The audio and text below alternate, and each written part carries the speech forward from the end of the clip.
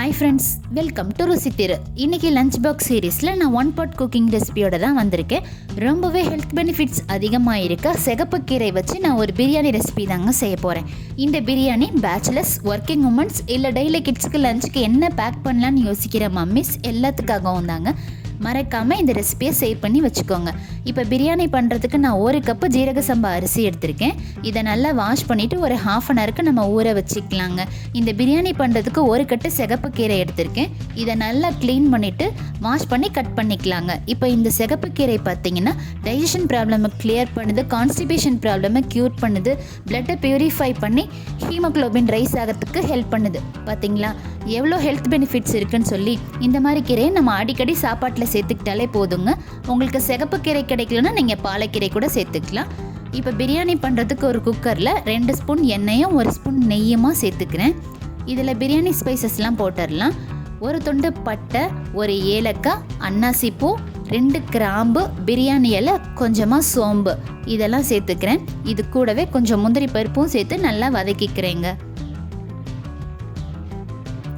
இப்போ ஒரு பெரிய வெங்காயம் நீளமாக நறுக்கி வச்சுருக்கேன். இதையும் சேர்த்து நல்லா வதக்கிக்க போகிறேங்க.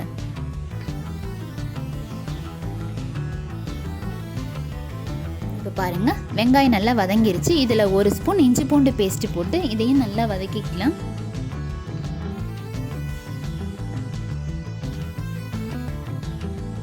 இப்போ இஞ்சி பூண்டு பேஸ்ட்டோட பச்சை வாசனைலாம் போய் நல்லா வதங்கிருச்சு. இதில் 1 தக்காளி நீளமாக நறுக்கி வச்சுருக்கேன். இதையும் சேர்த்துட்டு 2 பச்சை மிளகாவையும் சேர்த்து நல்லா வதக்கிக்கிறேன்.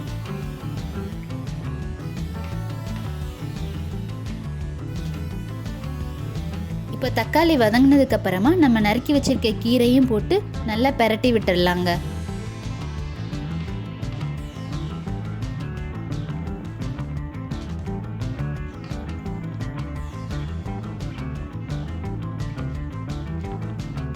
இப்போ பாருங்கள், கீரை பாதி அளவுக்கு நல்லா வதங்கிருச்சு. இதில் மசாலா சேர்க்க போகிறோம். ஒரு 1/4 டீஸ்பூன் மஞ்சத்தூள், 1/2 டீஸ்பூன் மிளகாய்த்தூள், 1 ஸ்பூன் மல்லித்தூள், ஒரு 1/2 ஸ்பூன் பிரியாணி மசாலா.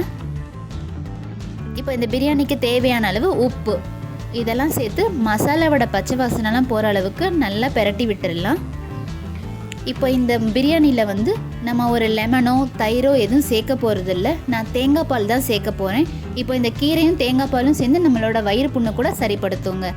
இப்போ பாருங்கள், நான் இந்த பிரியாணிக்கு 1 கப்பு அரிசி எடுத்தேன்னா 1.25 கப்பு தேங்காய் பால் சேர்த்துக்கிறேன்.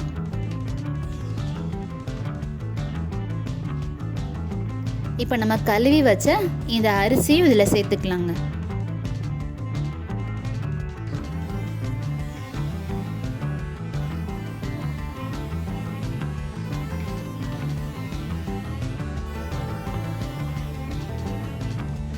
இப்போ நல்லா பெரட்டி விட்டுருங்க.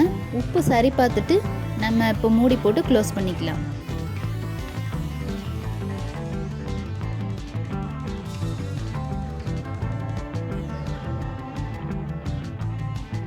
அவ்வளோதாங்க, நான் இப்போ உப்பெல்லாம் கரெக்ட் பண்ணிட்டேன். இப்போ நம்ம விசில் போட்டுடலாம். நான் இதில் ஒரு 4 விசில் விட போகிறேங்க. பாருங்கள், விசில் வந்துருச்சு. ப்ரெஷர்லாம் நல்லா ரிலீஸ் ஆகட்டும். ஓப்பன் பண்ணிடலாம். பார்த்தீங்களா எப்படி வந்திருக்குன்னு?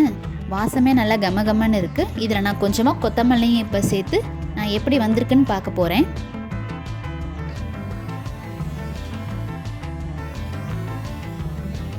பாருங்கள், நல்லா உதிரியாக வந்திருக்கு. அடியில் ஒட்டாமலும் வந்திருக்கு. நான் சொன்ன அளவில் நீங்கள் பண்ணுங்கள், கரெக்டாக இருக்கும். ஒரு ½ அன் ஹவர் அரிசியை ஊற வச்சுட்டு 1 கப்பு ஜீரக சம்பா அரிசிக்கு 1.25 கப்பு தண்ணியோ இல்லை தேங்காய் பாலோ நீங்கள் சேர்த்து பண்ணிக்கலாம்.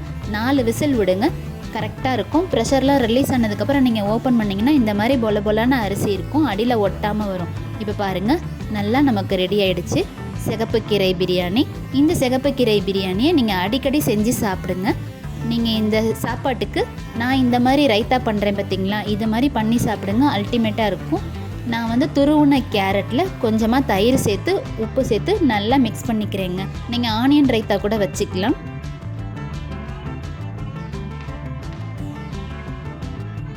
இந்த மாதிரி ரைத்தாவும் முட்டையில் கொஞ்சமாக பெப்பரும் தூவி சாப்பிட்டிங்கன்னா காம்பினேஷன் சூப்பராக இருக்குங்க. டேஸ்ட் அல்டிமேட்டாக இருக்கும். இந்த மாதிரி பண்ணி கொடுத்தீங்கன்னா கிட்ஸு ரொம்ப விரும்பி சாப்பிடுவாங்க. லஞ்ச் பாக்ஸ் காலியாக தான் இருக்கும்.